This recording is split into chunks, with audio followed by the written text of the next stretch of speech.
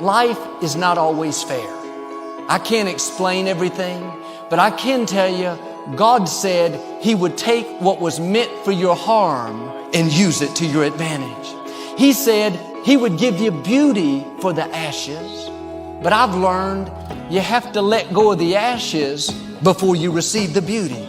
You can't hold on to the old and expect to receive the new. The past is over and done. That's why it's called the past. Quit dwelling on it. Quit reliving it. You're not going to understand everything that happens, but God has a purpose. He knows how to bring good out of it. Keep moving forward. You cannot get people to believe in your dream until you believe in it yourself. Stop asking people to invest in things where you have no investment. Nobody's going to put into your dream before you put in. You have to invest in what you dream for. It was my dream. It was my goal. I don't expect you to believe in my dream like I believe in my dream. And the problem with some of y'all is you want somebody else to support your dream. It's yours. It's your dream. If you wanted to have it, get your butt up and make it happen. If you wanted to have it, rise and grind. I have never met anybody who became incredibly successful in any area of their life until they had suffered and sweated and sacrificed and kept their focus and fought through tears and trials and tests. And if you have a dream and you commit to it, it will come to pass. Someone's opinion of you does not have to become your reality. When you have a dream, it doesn't often come at you screaming in your face, this is who you are, this is what you must be for the rest of your life. Sometimes a dream almost whispers. And I've always said to my kids, the hardest thing to listen to, your instinct, your human personal intuition, always whispers, it never shouts. Very hard to hear. So you have to, every day of your life, be ready to hear what whispers in your ear. It very rarely shouts. And if you can listen to the whisper, and if it tickles your heart, and it's something you think you want to do for the rest of your life, then that is going to be what you do for the rest of your life, and we will benefit from everything you do. Anybody can dream it, but you'll never see it until you're willing to be committed to it. I was telling somebody the other day, we worked when we didn't have food. We worked when we didn't have lights. I was putting my whole check in the offering, all of it, trying to keep it going. When I finally got some staff, I went on the road preaching, and whatever I made on the road preaching, I brought it home to make the payroll of the staff. And sometimes I got them paid and couldn't pay me. Commitments. Looked like a fool. Didn't have any clothes. Suits was falling off me. They laughed at me. Looked like an old raggedy country preacher. I had holes in my shoes. I couldn't kneel down and pray because if I knelt down to pray, they would see holes in my shoes. They laughed at me. They said that boy's lost his mind. He'll never be nothing. He stutters. He's got a lisp when he speaks. He'll never be a preacher. I don't care what you say. If you are committed to what you believe, you'll never bring down somebody who is committed.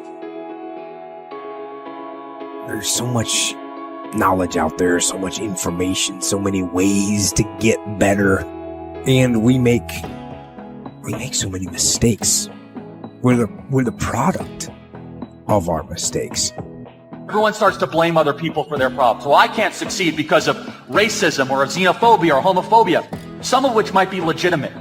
You are the master of your own destiny. It starts with making your bed in the morning, being the best version of yourself, and being a champion of the decisions you make.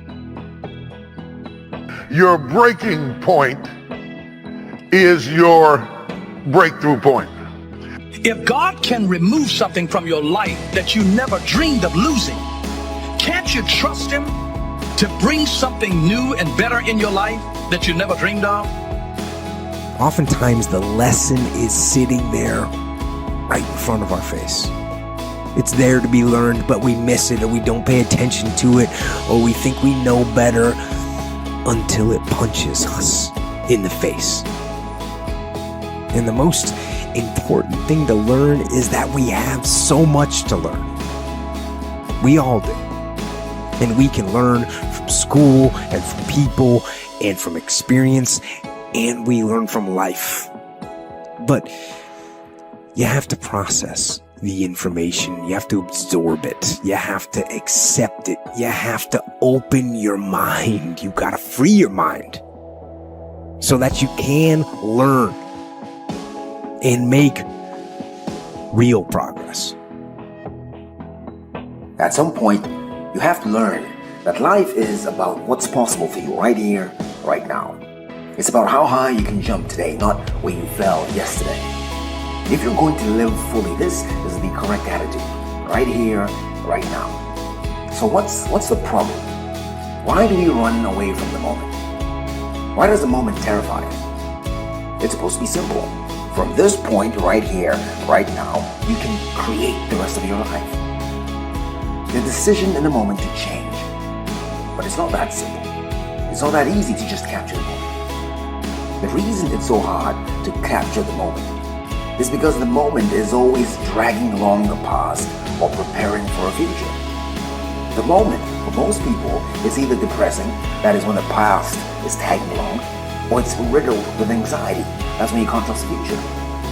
Depression and anxiety, where you came from and where you're going, are constantly spoiling the moment. You got to become a risk taker. Viscott said if you're not willing to risk, you can't grow. And if you can't grow, you can't become your best. And if you can't become your best, you can't be happy. And if you can't be happy, then what else is there? You know what? I saw Dr. Norman Vincent Peale 23 years ago. But for 13 years, I wouldn't take the chance. For 13 years, I was living in my comfort zone. For 13 years, I kept saying, I can't do that. There's an old African proverb that says, if there's no enemy within, the enemy outside can do us no harm. You get one shot at this gig right here. Life. One life. That's all you've got. And regret, in and of itself, it's worthless. It does nothing for you. In fact, the only valuable thing in regret is the lesson you learned, the knowledge that you gained. But walking around filled with regret gets you nothing. So, learn and move on. Don't let regret beat you down. Don't be a slave to regret. No. Let it teach you. Let it make you better. When you are trying to get to the next level, and you can see where you're trying to get to, there is a ceiling that you have to break through. But in order to get to the next level, it's because you can see what you want to become. But the only reason you can see the next level is because this ceiling is made of glass. In order to get to the next level, you must be willing to break through the glass. Anytime you break through glass, you are going to get cut. You are going to bleed. And in order to get to the next level, you are going to have to give up something that you care about. You cannot take everything with you. See, all your friends, they can't go to the next level because they'll get up there with you, and the way they behave, they'll mess it up for you. The cut is going to put some bruises and blood. But that's the only way to get to the next level. I understood that. I knew that I could not remain the same and change. You got to grow. You can't hang out with everybody you've been hanging out with to go to the next level. You can't do everything you used to do. If you do that, you'll never grow. If you're going to be successful, you have to take risks. I have never known a successful person that didn't come to the line, didn't come to the edge, and then have to weigh this whole situation. Should I go forward? Or should I stay in the safety zone, in the comfort zone? And what I have known is every successful person has been daring. They've put, at times, their reputation at risk. They at times have put their time at risk. They at times have put their money at risk. I'm not talking about foolish throwing things to the wind. No, no, no. I'm talking about the fact that if you want to be better than average, you've got to get out of the average comfort zone that most people are in. The financial rewards of life are determined usually by the risk that we take to have them. Most of the people that do well because they reach far. You still have a dream of living your perfect life, but you failed at it twice, and you've lost some good friends already in the process. What are you going to do? This is what the moment feels like. It comes sometimes in a rush. It comes suddenly, but when the moment comes, the moment comes. What are you going to do? This is what right here and right now looks like. It doesn't happen outside of your fears or your doubts or anxieties. The moment happens with your fears. It happens with your doubts and with your anxieties. And these things are asking you, what are you going to do? The people who make it in this world are the people who arrive at the moment. They feel the fear and they step forward anyway. They feel the doubt and they reach anyway. They feel the anxiety. The anxiety for them is real, it's engulfing, but they take a leap anyway. You can run from it. You can try to hide. But 5 years from now, after you've missed opportunity after opportunity, after more things have broken in your life, after pain has turned into suffering, you'll arrive again at the moment, where it's not about where you came from or what happened to you, or about the future you can't control. When you get there again, what are you going to do? Because the moment is all you get. Right here, right now, is all you have. What's possible for you right here, right now? Whatever that is, go after it now. Let the fear of regret fuel you to take action today, now. To take action now to become a better person. Not filled with regret, but filled with knowledge. Filled with knowledge and strength and power and filled with life. No matter how disguised the urge, everybody wants to do something extraordinary. Everybody wants to be the hero of their story. And everybody has a dream, a vision of what's possible for them, despite the circumstances. I've discovered that some people can take a dream and turn it into an unbelievable reality, while others take that same thing, that dream, and turn it into an absolute failure. You see, it's easy to say, I have a dream. That's easy. You can say that when the enthusiasm is there. You can say that when your friends are still with you. You can say that when you have enough money in the bank. But I'm telling you, it's hard to say, I still have a dream. I still have a dream. Can't you say that after your phone stops ringing? Can't you say that after your friends turn on? And after the people that you're doing it for stop believing you? Can you stand up and say, I still have a dream? Dream chasing isn't for the serious, it's for the sincere. And the difference between being serious and being sincere is that serious people have a can-do attitude. But sincere people have a must-do attitude. That's how dreams become reality. They become a must. My children must survive. My life must change. My diet must improve. There's something about that attitude that's transformative. And sincere people understand it. They understand that your dreams can shape-shift on you. You thought your dream was setting you up for something over there. But no, it's dragging you over here into this corner.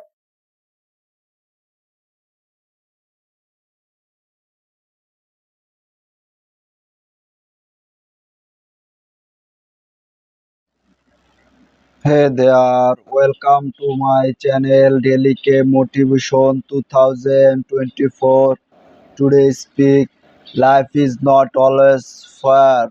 I can explain everything, but I can tell you God said He will take what was meant for your harm and use it to your advantage. He said He would give you beauty for the ashes, but I will, and you have to let go of the ashes before you receive the beauty. You can hold on to the old and expect to receive the new. Past in over and done. That's why it's called the post. Quiet, dwelling on it, quiet, revealing it. You're not going to understand everything that happens, but God has a purpose. He knows how to bring God out of it. Keep moving forward. You cannot get people to believe in your dream. Unite your believing in it